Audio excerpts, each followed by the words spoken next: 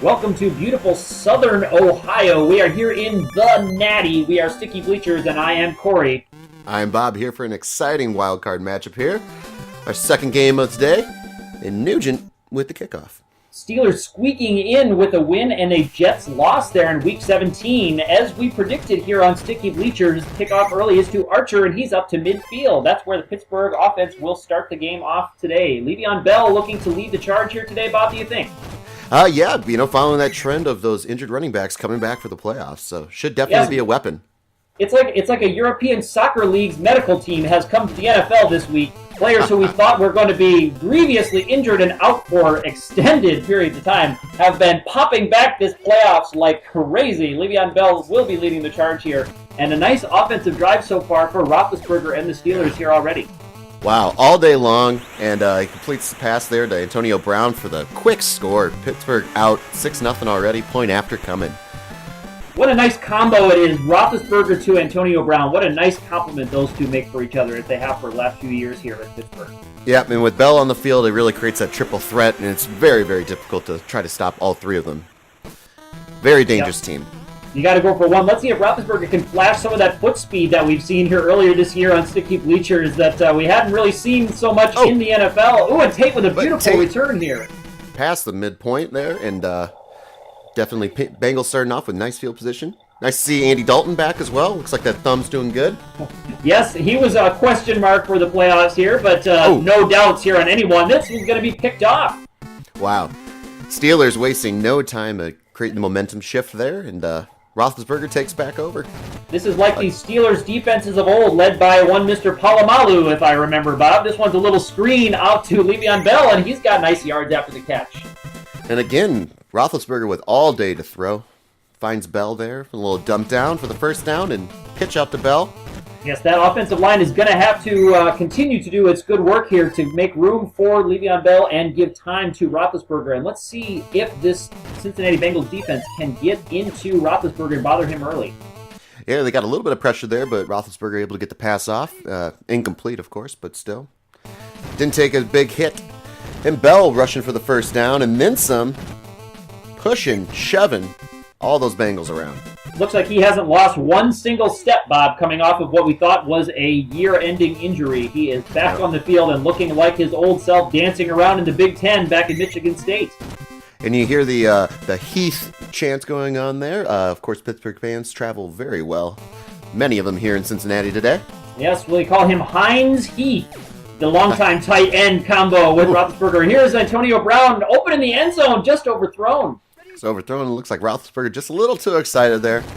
Hands off to Bell, though, right up the middle. Wouldn't you be excited, Bob, if you saw Antonio Brown open in the end zone? This one's fumble. Is it? Oh, it is picked up by the Bengals. It is picked up, but right before it went out of bounds, and the Bengals pick it up and take over on offense. I thought that one might get out of bounds. Let's see what we can do here. A.J. Green is down the field, double covered, and this one's incomplete. The Steelers got some nice pressure there on the Bengals offensive line, and Andy Dalton back to pass. There's some good protection. Oh, and complete to Hewitt. Ryan Hewitt. What a weapon to have. Now, speaking of weapons, have we heard from Jeremy Hill at all yet, Bob, in this first quarter? I don't believe we've heard from Hill or Bernard at the running back position, and definitely something the Bengals need to get established because, well, there's Hewitt again. Unless Hewitt can get that open downfield every single play. Now, inside the 10-yard line, this is where you would like to see Jeremy Hill get some reps. Oh, and a direct snap right to Hill, and he takes it in for the touchdown to tie this game up. That was a nice drive there by the Bengals. Oh, man. Sometimes this game is so easy. You get inside the 10, you give it to a weapon like Jeremy Hill, and just let him take it in. Let Mike Nugent finish things off. Tied ball game here in the second quarter. And Nugent again with a short kickoff. Right to Archer, and Archer taking it up, and nice return there for about 10 yards. Yes, both teams starting with good field position here every time. The turnover right now seems to have been the difference. Both offenses seem to be moving the ball pretty well. Yeah, that fumble by Bell was definitely a momentum shift there for the Bengals, and let's see how the Steelers respond here. All day, wide open down the field. Right there to Martavius Bryant. Ooh, nice and he's caught down from behind. That was a shoelace tackle. It was a shoelace tackle. He was off to the races. Bell again with a nice run. Just fighting. Ugh. For a small guy. Clearly, he has regained the trust of the OC here in Cincinnati as he has got the carry again, taking it inside for the red zone. And a block pass, ball up in the air, and it's an incomplete pass. Dangerous, dangerous throw there by Roethlisberger. Definitely could have been an interception. Yes, those balls tip the line of scrimmage. You're always wondered about those balls, and they will have enough for the first down, though. They will, yes. No, Bell, of course, the workhorse. But no D'Angelo Williams yet, so we'll see what happens here in the next couple quarters. But Bell with the catch and the touchdown, and Steelers back on top. Bell ran the old run 8 yards and stand still by yourself play, first patented by the Pittsburgh Steelers back in the 1970s, wasn't it, Bob? The days of the steel curtain.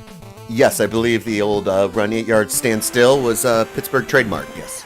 I think that was the only kind of verbiage that Terry Bradshaw could understand in those days with the alcohol and the head injuries. That was what the kind of routes they needed to run. Of course, teams now usually have more advanced and more complex nomenclature for their plays, often using pictures of large faces of celebrities there on the sidelines. Absolutely. No better way to communicate an offensive play. But A.J. Green Green. Open. One play. He will not be caught. Just absolute breakdown by the Steelers there. And you can tell they're just dogging it on the field. Yes. Their spirit's clearly broken after giving up the home run play. I'm not sure whose assignment A.J. Green was. I think that's something, again, that one Mr. Polamalu to bring him up twice in a game would not have allowed A.J. Green to be that wide open, that far down the field. I'm going to go out on a limb and say that the Steelers should put at least one person on A.J. Green. I know it's controversial, but... Let me write down the day and time that you quoted that, Bob. Let's see if maybe that can make it into the history books. On this day, this wild card Saturday of 2016. Yep. Let's see if the Steelers can guard A.J. Green down the field. And there's Roethlisberger showing some of that foot speed. Does pick up the first down, takes the hard hit en route. Roethlisberger didn't slide there, just went right into the defender. But he seems to be okay. And, Bengals with a lot of pressure. Ooh. Pass blocked and almost intercepted again. It looks like the Bengals are starting to get some pressure there on Ben. Yes, that's a lower risk play, though. You got to see they're going to try to get into field goal range, maybe. Although Le'Veon Bell's not going to give them enough time. He's going to have to score, or it's going to be halftime. Yes, he tried to fight off the defenders to get into the end zone, but we go into halftime, 14-14 tie. Great game so far.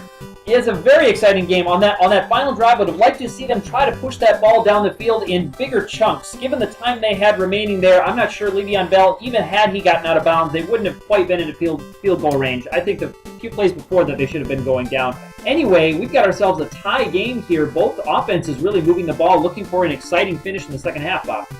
Absolutely. Andy Dalton starting to move the ball down the field to the wide open A.J. Green, and Jeremy Hill with one touch, but one touchdown as well. So we'll see who can come out scoring more points here in the second half. Yes, both quarterbacks doing well. We'll see what the difference will be. Maybe it will be turnovers. As we continue on with halftime here, it is our duty to remind you that all of our Tecmo games here on Sticky Bleachers are brought to you by the good people at TecmoBowl.org, programmers of this Tecmo Super Bowl 2016 hack. TecmoBowlers.com and many other enthusiast Tecmo sites are there for your enjoyment. Please enjoy them. As we get started with the second half here, the kickoff is to Tate. He brings it up to about the 34, where A.J. Green and company will get the ball to start the second half. And it looks like the Steelers took my advice and put a man on A.J. Green, but forgot about Hewitt for the first down. Left Brian Hewitt wide open down the field. You gotta put somebody on somebody, Bob. That is true. They're a true word ere bespoke. So we both have maybe a quote for the history books. You've got to put somebody on somebody, and the Steelers should put someone on A.J. Green. Meanwhile, Andy Dalton, hoping that neither of those things happen, as he goes down to Mohamed Sanu. First time we've seen his number called tonight. God bless in you. The end zone, incomplete. Thank you, Bob. And A.J. Green rolling out. Going across the field, a little Brett Favre move there, actually, throwing across the field, and looks like they're going to line up for a field goal attempt here. Long field goal for the Nuge. Wow, going to be a very long field. Looks to be about 55 yards in total. Let's see if he can get it in from this distance. Plenty of leg to put the Bengals up by 3. That was a beautiful kick there. Showing flashes of his younger self, Mike Nugent is veteran kicker here in the NFL, and he goes right back to work on the kickoff to Archer.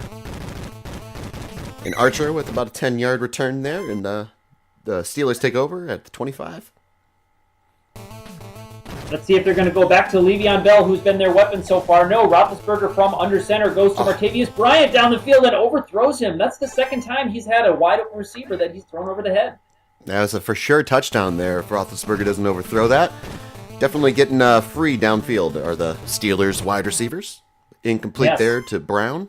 Step for step with Brown there, so not quite as easy a throw as the previous one was to Bryant, and they lost some yards here, so it's going to be fourth and very long. Unfortunate drive here for the Steelers. A quick 3 and out. Definitely not what the offense needs coming out of the gates. But a nice kick by Wing there to Tate, and Tate with a very, very short return. I would like to see him flash some of those moves that we've seen from Tate before. He seemed to want to just keep that one between the hashes and see what happens. He's not really the knock defenders down type. Hill would be more a candidate for the knock defenders down type, but not the slender wide receiver Tate. Oh, Hill with the nice run there for the first down. Looks like the Bengals are starting that run game up there. Yes, and with that slight lead, that may be the difference in this game if they can control the clock here in this second half. Dalton back to pass, plenty of time. A.J. Green wide open right at the sticks, and he's got plenty of room to run. He's to about the 34-yard line before they finally bring him down, and they're knocking on the door of field goal range again already, Bob. Absolutely. All day to throw is Dalton, and just wide open. Was that Sanu? That was Mohamed Sanu in the end zone. Looked like he had his choice down the field. I'm not sure who else I saw wide open down the field. He could have gone either way. Chose to let Sanu get a catch in and a touchdown today. Nugent for the extra point, and it's good, and they have a 10-point lead.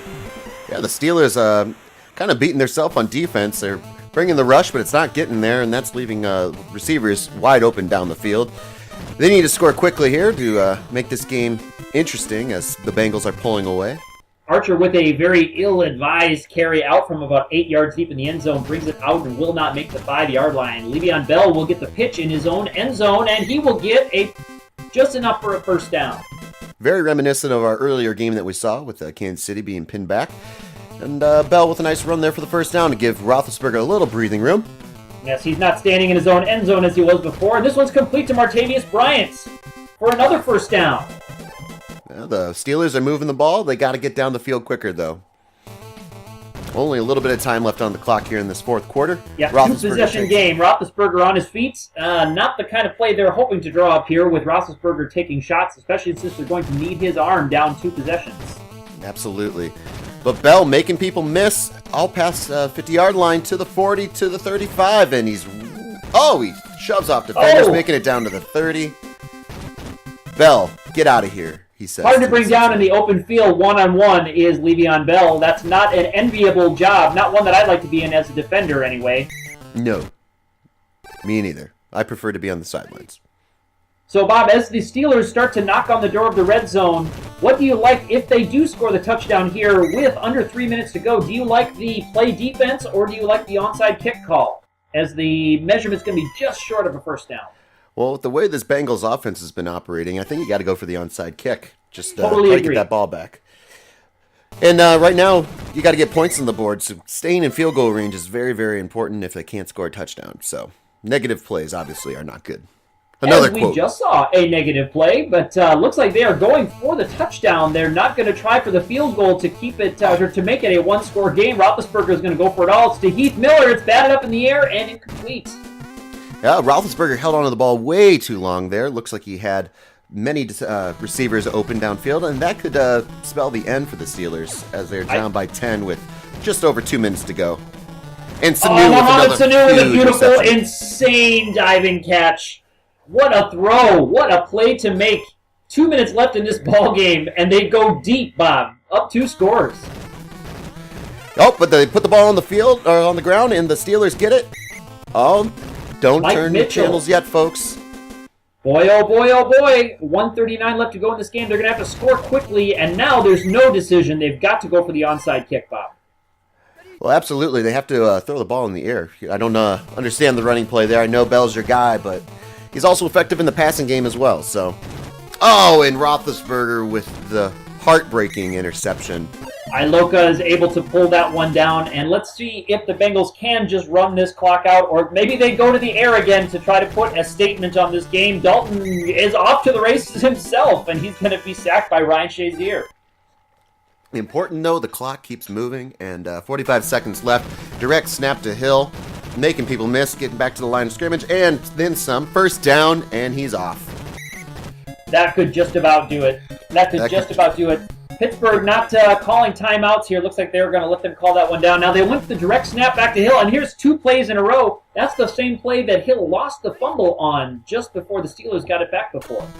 Yep, but with 4, 3, 2, 1 seconds left. Oh, and he's not done yet. Is he going to score on the final play of this game? Oh. Woo! Just down to the I'll call it the 1-inch yard line there.